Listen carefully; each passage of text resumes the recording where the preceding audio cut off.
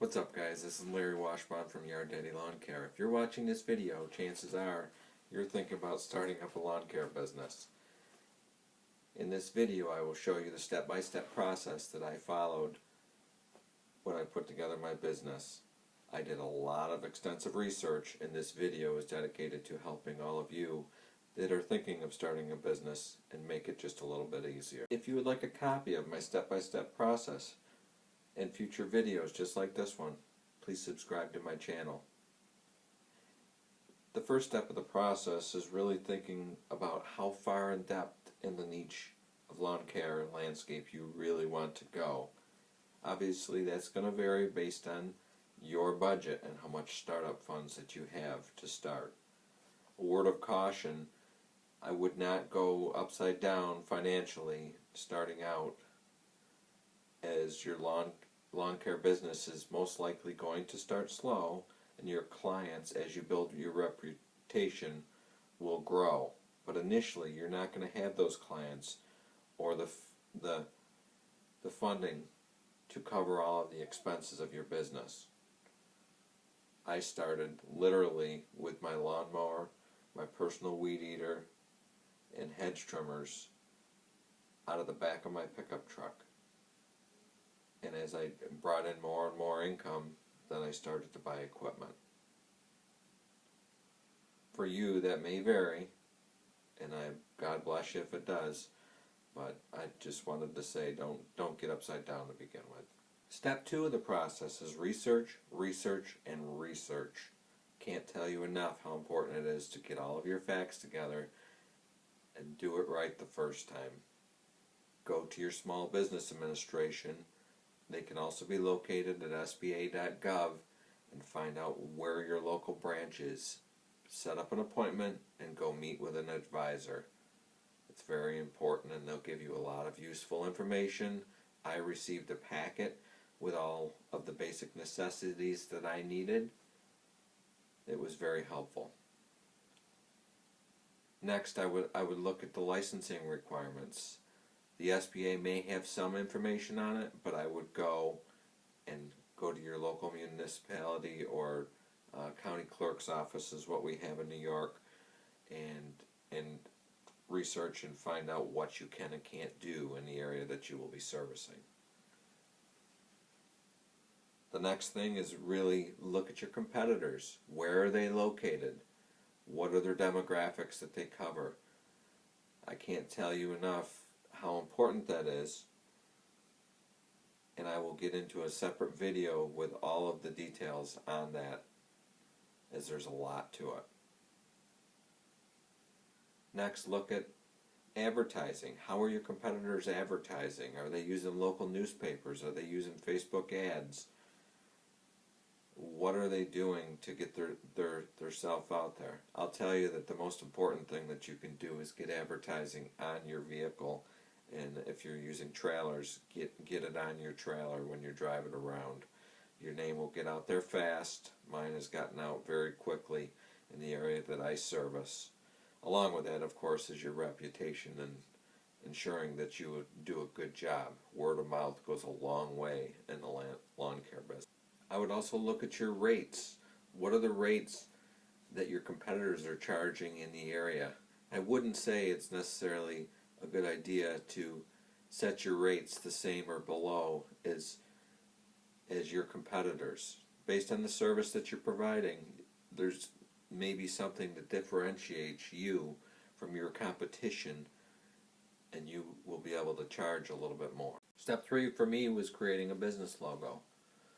So there are free tools out there such as Logo Maker that you can use to create your own logos, or you can choose a professional like I did. I hired a professional. It was fairly inexpensive. She created several different types of graphics, logos, advertising, and quite a few things. One thing I wanted to share, which I thought was pretty cool, is this is for my snowblowing business. And at the bottom, so it has Yarddaddy, and then at the bottom it has my phone number, and you put this out in front of your customers that have the service, as long as they're okay with it, of course, and you put it like on their 4x4 post in front of their house house in a mailbox, or you can put make your own stake to put in the ground and put those on it. But it was fairly inexpensive. I actually did it at Office Depot, and I think it was like $7 per graphic, which I thought was pretty reasonable. I just provided them the graphic that my designer provided, and they went to work, and I went and picked them up. It was very easy. And I've gotten a lot of good feedback from those, and I've actually got quite a few clients from it as well. So, wanted to share that. And next, step 4, determining the business type to create. So there's several different business types you can create. There's the DBA, there's LLC, there's S Corp, there's C Corp, there's sole proprietorship.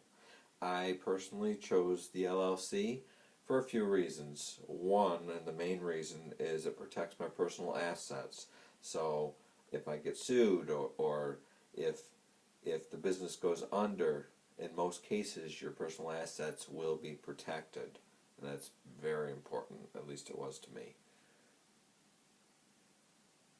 If you want to use a professional that I used, I went with InkFile. InkFile is an online service that they did an awesome job, and I'm just going to share with you. So this is what I received in the mail. This was a book, and it had everything that I needed: the documents, certificates, miscellaneous stuff, and I thought it was really cool. They also, in the operating agreement, and they provide you this seal, which was kind of neat, I thought. And it's basically a stamp, and you can see, I don't know if you can see that there, I think you can see it now. It stamps my LLC, so on legal documents I can use that, which I thought was pretty neat. Next, I put together a business plan at the recommendation of the Small Business Administration, and I have to tell you, it was very helpful with getting started with the bank, getting funding, getting my business credit cards, bank accounts, everything. It was very helpful. And if you're getting a loan, it is required. So this was just a simple PowerPoint template that I found online. Put together the business plan. The bank actually gave me great feedback. I put together my mission statement, what my team would consist of. I'm just going through the papers here. Opportunities. So what was I going to focus on? For me, I focused on snow removal, which has been very lucrative, by the way. Leaf and yard cleanup, mowing, delivery services, and actually some fence work and post hole digging. I have a Kubota tractor, and I have all the attachments, which I can do pretty much anything with that. The business concept. So what's the concept of my business, and how is it going to differentiate me from my competition? Who is your competition in the area? And what's your competitive advantage? What are your goals and objectives? So I put together year 1, what my objective was going to be. I kept it realistic. Year 2, and then I did up to 5 years. What was my financial plan? So I just provided a rundown of my plan, what I would need. And then I also put together what I was actually going to charge customers for per job, and my hourly rates, and so on. And then I put together for the bank also a line of credits required, what I would need for that. And then I identified the key issues, near and long term. And that was it. It was pretty straightforward, and again, I received some great feedback from the bank. And I ended up actually going with credit card and opening the bank accounts. Again, I started small. I tried not to I didn't want to take any loans at that point, and I'm glad I didn't. Number 6 is actually my favorite topic, which is advertising. Advertising, I have done so much research. I can't even tell you how much research I've done on advertising, and I've learned a great deal. There's 2 types. Start with unpaid advertising. I used Craigslist as well as online classified ads. Actually, I think that was $5 for the classified ads. It wasn't free, but it was reasonable, and I did receive some hits from both of those. I've received quite a few from Craigslist, and then there's paid advertising. Obviously, you can use. I mean, Facebook ads. I've had some good luck with that. Google AdWords. I haven't tried that yet. And you can also use. Obviously, you can use Google. For getting yourself out there and getting your name out there if you have the courage to go in front of the camera. I'm new to this, but I'm getting better at it. And you can use SEO optimization, which we'll get into that topic next, building a website and then using SEO optimization to increase your rankings on Google and so on. So step 7 is building a website. I also really enjoyed doing this.